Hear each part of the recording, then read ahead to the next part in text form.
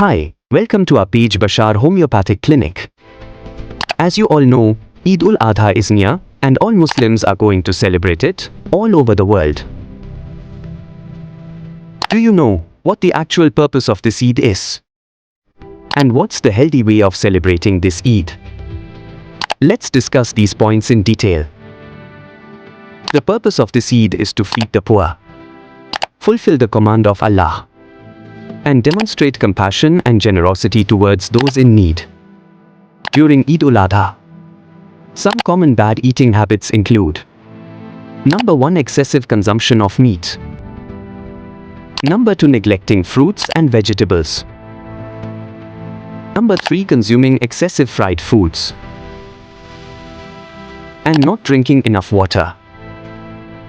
Moreover, excessive protein intake can potentially lead to conditions like proteinuria, which is the presence of abnormal amounts of protein in the urine.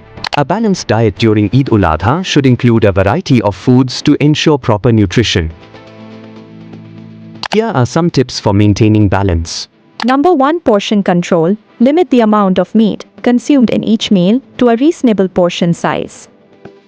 Number 2. Include vegetables and fruits in your meal. Number 3. Drink plenty of water. Number 4. Limit fried and processed foods.